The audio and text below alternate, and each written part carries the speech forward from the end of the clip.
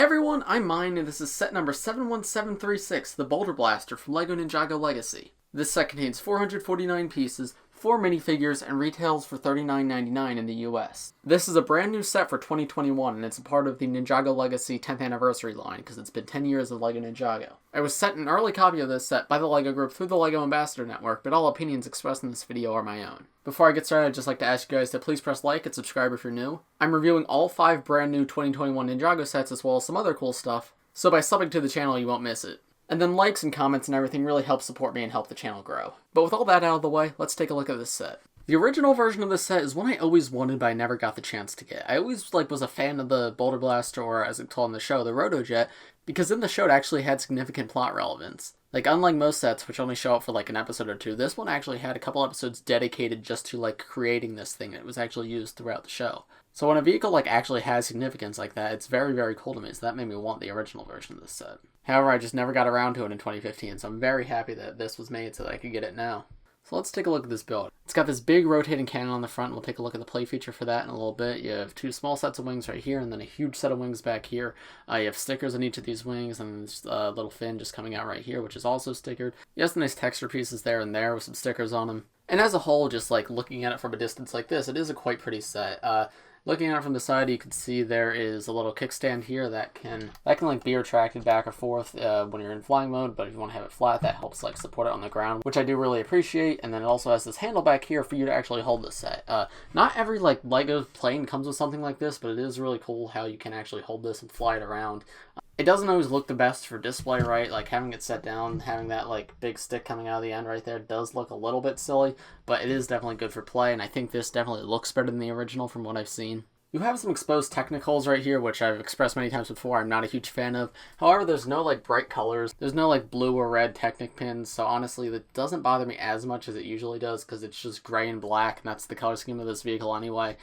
This Technic pin sticking out a little too far, further than the gear is a little annoying, but again, it's not a huge deal. It's actually incorporated fairly well, so I'm actually a pretty big fan of how they did that. And on the other side, pretty much same story. You got some stickers up here on the wings. You can see the other sticker on this end of the fin. Smaller wing right here. There's the gears. There's those technicals I talked about. And little stickers of detailing. Yeah, it's pretty much the same for both sides, which is to be expected. So let me pick the camera up, moving a little closer so you can see the more intricate details. Here's the nose of the plane with the cannon on it. As I said, I will shoot it in a little bit, but you can see there's 8 spring-load shooters, and this can rotate 360 degrees. I'm not rotating 360 right now because it would shoot all the bolts out, but you can see that it is movable. Coming to the side, you can see some of the texturing. I like the black with a little bit of orange underneath, just sort of peeking out. That's used a few places in this build, right here, and then right here on the edges of the bigger wings. It just gives it some dimension and a splash of color, because obviously Cole's main color is black, so having a splash of color is always really fun for him.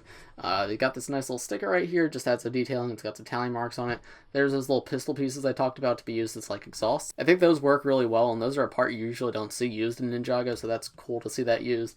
Got a few Nexonite shields all over the place. You have some swords coming off the edge. There's those gears, as I mentioned. You have a little bit of sand green on this build. There's some of it up here too. That's a color Cole doesn't always use, but it's pretty cool when he does. It reminds me a lot of his his ghost form. He was sand green in that, but sand green does fit the earth aesthetic, so I do think that works really well here. Coming up to the wings, there's a close look at that sticker. You can also see you have the gold bar piece in gunmetal gray, and then just a gray grate piece, and then you have these big golden blades coming off the back. Those look quite good and give some flair to the wings. There's that fin at the back. You can see more pistol pieces being used right here. And that's to help create this back exhaust right here. This doesn't look amazing, but I think it works, especially if you're looking at it from the side, looking at it head on from the back. Maybe they could use some trans orange in there or something, because just the blue Technic pin does look a little bit strange. Again, coming over the other side, it's all pretty much the same. That sticker's somewhat different. This sticker's fairly different, but other than that, it's pretty much the same design, just mirrored. And then up here, as I mentioned, there's these 2 stickered texture pieces, but the coolest part is this cockpit right here. I believe this is a new piece, which is super awesome. I'd love to see this used in other builds, because it's still molded in gold and trans clear, and you can open it up. And I don't know, it just feels like a very, very fancy cockpit, and I love that. I'd love to see that used more, because it looks so cool. And it really makes this build feel exceptional and not just another generic vehicle, which I really love. You get a look at the cockpit on the inside. You have this little printed console piece right here. You have a seat for Cole, and then a chair for him to lean back on, which you can put him in like that, and then you can close up the thing and he can fly away just like that. That's almost it for the vehicle, but before I move on to the side build and the minifigures, let me show you what the play feature of this set does. So If you grab the set by the handle and you turn this gear right here, you can actually spin that area in the front. And obviously, like I said, if you spin it, all of the spring-loaded shooters will shoot out. So let me try this. Hopefully they don't fly too far all over the place, but we will see. Alright, here goes nothing. Oh, there they go. Okay. And one more. There we go. Okay. So, as you saw right there, they tend to shoot out in bursts. Sometimes it takes a little bit of force to get one going, and then once you get one, like, multiple will shoot out, which is pretty cool. So then with the bullets removed, there's how that front section looks, and you can see if you spin the gear on the side, the front section will spin, and that can spin like 360 degrees and as fast as you possibly want it to go. I still think the vehicle looks quite good even without the spring-loaded shooters in it, so if you would rather use this as a display piece than a play piece, or you just like want to do imaginary play and don't actually want to shoot out the spring-loaded shooters, because in my experience, spring-loaded shooters are more annoying than they are fun, because you have to go and like pick up all the spring-loaded shooters once they shoot out. You can do it just like this, and I still think the vehicle looks very good, and like, I don't know, spinning it like this is quite fun. So I'm a quite big fan of this vehicle, actually. I'm very pleased with how it turned out in every way. Here is the little side build included in this set. It's meant to be like a little cage set by the Anaconda cultists, or I guess Eyezor in this set. You can open it up by hitting this up right here, and this will come down. You can place a minifigure inside to be prisoner here. This time I'm going to use Lloyd, because obviously Cole will probably be piloting the vehicle. You can flip this ladder piece up and flip this piece down, and he'll be like sort of trapped inside, right? The goal essentially is to use the Boulder Blaster to use one of the spring-loaded shooters to hit this target right here, and once you hit it, Lloyd will be freed or whatnot. However, you don't always have to do it like that. You can just hit it yourself, and I think it is fun just to have this little side build. I love how this is designed. It feels very reminiscent of 2015 with like the little bits of purple, a little stickered shield piece here, the teeth. Like, this feels like it would be a side build in one of those sets. The fact that it's included here is very, very cool to me. I love when the Legacy sets include side builds. It's always very fun. So this is nice. It's a small little thing, but I very much appreciate it. And then the only other side build included in this set is this little stand for the 10th anniversary Golden Kai minifigure. Golden Kai looks very good. I'll take a closer look at him when we look at the minifigures, but I am a big fan of him. If you haven't seen my other reviews, this is a printed tile piece right here that said 10 years of Ninjago. It's very cool that it's printed. I very much appreciate that. But other than that, the stand's the same as all the other ones. It just has little red studs instead of the colors of all the other Ninja. It still looks very good, and again, lined up with like the other Golden Ninja minifigures, it looks very, very good. Here are the first two figures included in this set. We have Legacy 2 Cole and Legacy 2 Lloyd. Cole, interestingly, does not come with a weapon. That doesn't seem like something significant to point out, but like every Ninjago set, every character usually comes with a weapon, so the fact that Cole comes with nothing here is bizarre. Obviously, most Ninjago fans will have extra weapons to give to Cole, and honestly, you can just use like one of the swords from the plane to give to Cole, but it's weird that he doesn't come with like a hammer or something, because like he comes with one in every set. Cole here is also technically exclusive to this set because of that torso print.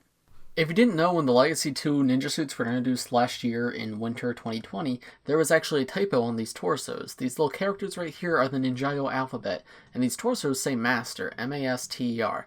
However, on the originals, they said Manter, M-A-N-T-E-R. This was just a typo. Whoever designed these suits just wrote it out wrong. However, this has since been fixed. Lloyd had his fixed torso in the Kai Fighter, so this is just repeated here. However, this is the one and only set to come with a Master Cole instead of Manter Cole. This is a small detail that most people won't notice, but it is something kind of cool, and this does make this figure technically exclusive. Other than that, though, he is just a very good figure. I love the orange and brown. It's a very, very cool color scheme for Cole. It takes elements of his rebooted and Tournament of Elements suits, but also just incorporates its own stuff with the orange and brown. It makes him look super, super cool. I really, really like this. It's one of my favorite Cole suits ever. And then this Lloyd I've reviewed a few times before, so there's not a ton I have to say about him. However, he is still cool. Here these two are with their hair and masks removed, so you can better look at their face prints. Same standard faces they've had since the movie, nothing all too special there. However, you can get a slightly better look at their torso prints, which both look very good. Very good back torso print on Cole. I really like that touch of orange. It really makes back torso print pop, and then he's got his original symbol right there. It looks very good.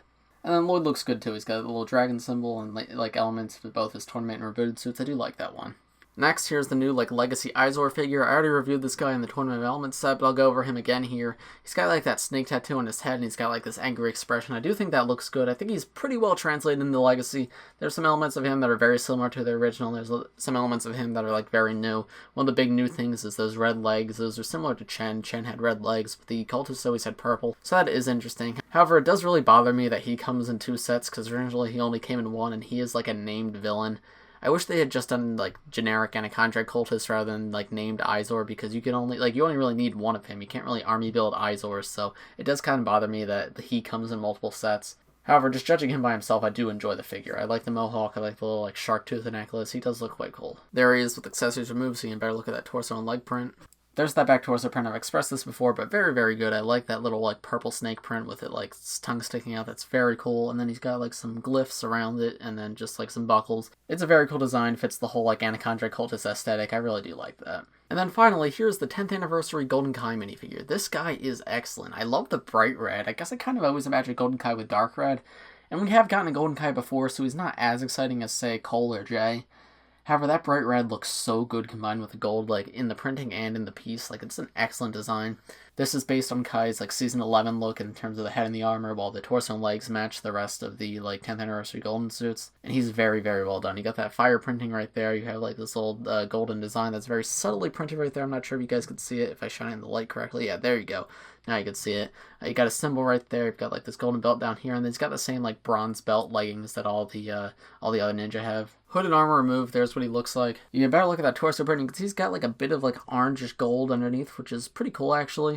And he's got the same stern face he's had since the movie. And then turning him around, all these back torso prints seem to be very, very cool. He's got like his symbol and like this bright red right there with some like fire SX in the background. And then that red rope continues around the back and it looks very, very cool. And then there's his alternate face, which is just like the happy face that he's had since the movie. So overall, would I recommend this set? Honestly, I think so. This might be my second to least favorite set of the 5 sets of this wave, though that doesn't mean I don't like it, because I like all 5 sets in this wave. It's not as exciting as the Tournament of Elements, or Zane's Titan Mech, or the Overlord Dragon, but it's definitely very well done, and if you're like a huge fan of Tournament of Elements like I am, like this is a very good set to get, because obviously the Rotojet had a big part in that season. This is a set I would have gotten even if LEGO didn't send it to me, because I really do like love this vehicle that much. And I'm very impressed with how they pulled it off here, because it feels like straight out of the show, but it also has like a fun play feature, and it's very detailed. That like new windshield piece is awesome.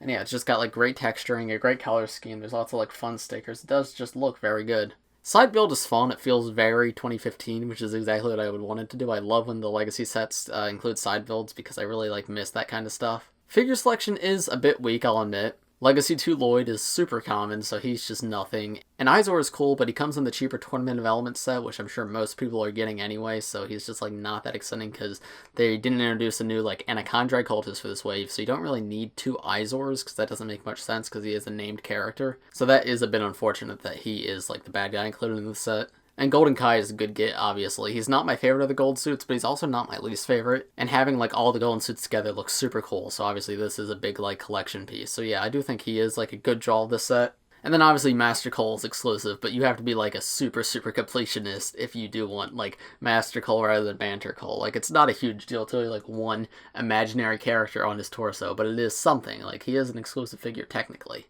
This is the cheapest way to get Legacy 2 Cole at all, though. Like, the Manter version is 50, while this one's 40, so that is something to keep in mind.